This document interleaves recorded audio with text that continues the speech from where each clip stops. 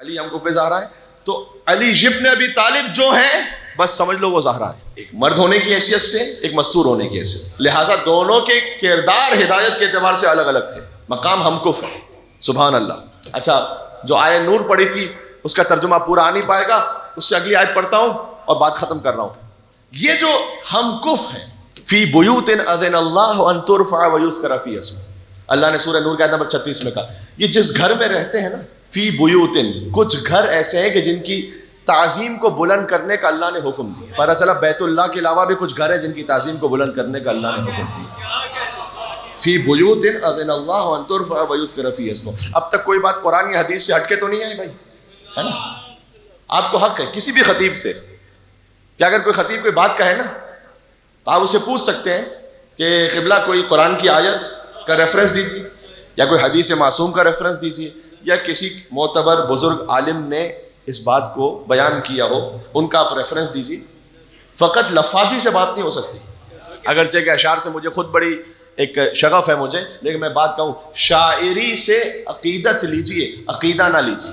کیا بات کر دی میں نے؟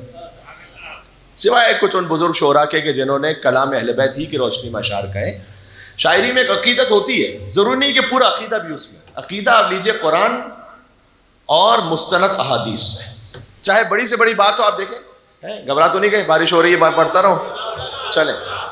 فی بیوت اذن اللہ ان ترفع ویذکر فیہا اسمہ، اللہ اکبر، 1 گھنٹہ ہو۔ تو کچھ گھر ایسے جن کی تعظیم کو بلند کرنے کا اللہ نے حکم دیا، ان گھروں کی پہچان کیا ہے؟ پروردگار گھر کا نام تو نہیں لکھا ہوا یہاں پر، کوئی گھر کی پہچان ہے یا نہیں؟ یسبح لہ فیہا بالغدو والآصال، اس گھر کی پہچان یہ ہے کہ یہاں صبح و شام اللہ کی تسبیح پڑھی جاتی ہے۔ یا نماز کے بعد کی تسبیح کس گھر سے ملی ہے آپ کو؟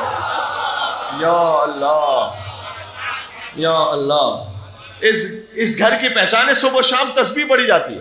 تسبیح فاطمہ سلام اللہ علیہا فقط شیعوں میں موجود نہیں ہے، برادر اہل سنت میں بھی موجود ہے۔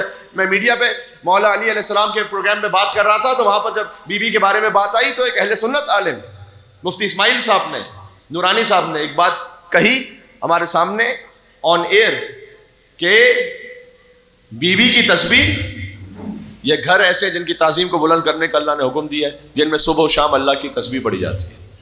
تسبیح کس در سے ملی ہے؟ فاطمہ زہرا کے در سے سلام اللہ علیہ۔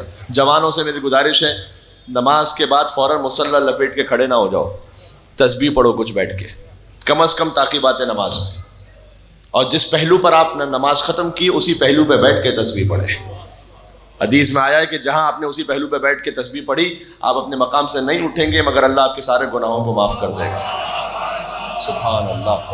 مولا نے فرمایا تسبیح عدد میں 100 کے برابر ہے، نامہ اعمال میں 1000 کے برابر ہے۔ اچھا، لطف کی بات ایک یہ ہے، تسبیح وہی پڑھے گا نا جو پہلے نماز تو پڑھے گا۔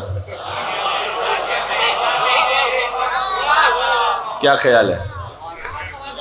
جو نماز ہی سے فارغ ہو وہ تسبیح کیا پڑھے گا پھر؟ تو سبحان اللہ، بات واضح ہو رہی ہے۔ تو نماز پڑھیں، اور نماز بھی تعقیبات نماز میں کم از کم یہ تسبیح، اگر اضافہ کر سکتے ہیں تو پھر تسبیح کے بعد سورہ قل هو اللہ احد کو پڑھیں بسم اللہ الرحمن الرحیم کے ساتھ۔ یہاں حدیث سنا کے جا رہا ہوں آپ کو، فرمایا سرکار ختمی مرتبت نے کہ جو فرض نماز کے بعد سورہ قل هو اللہ احد کو پڑھے، اللہ اسے دنیا اور آخرت کا خیر عطا کرتا ہے، اور اس کے ماں باپ کے گناہوں کو معاف کرتا ہے۔ اور مزید پڑھ سکیں تو آیت الکرسی پڑھیں، اس کے بعد وَهُوَ الْعَلِيُّ الْعَظِيمُ تک ہی صحیح کم از کم لیکن پڑھیں۔ فرمایا توفیق ہی اسی ہوگی جو اللہ کا خاص منتخب بندہ ہوگا۔ جی، تو تسبیح پڑھیں۔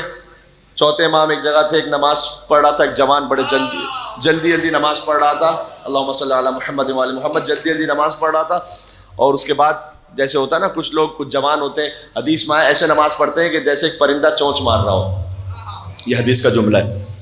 امام گئے اس کے پاس، اس نے دعا کی نماز کے بعد، پروردگار میں نے نماز پڑھی ہے، مجھے جنت میں ایک گھر عطا کر۔ سبحان اللہ۔ بعض لوگوں کی ایکسپیکٹیشن بڑی ہوتی ہے، اور اے اللہ مجھے اس جنت کے محل میں 4 حوریں عطا کر۔ امام علیہ السلام دیکھیں تبلیغ بھی ہونی چاہیے تو ایسے کہ بات بھی پہنچ جائے اور عزت نفس بھی باقی رہے۔ تو امام نے اس سے کہا کہ اے شخص، حق مہر تو اتنا کم بھیج رہا ہے اور چلا ہے 4 حوروں سے شادیاں کرنے کے لیے۔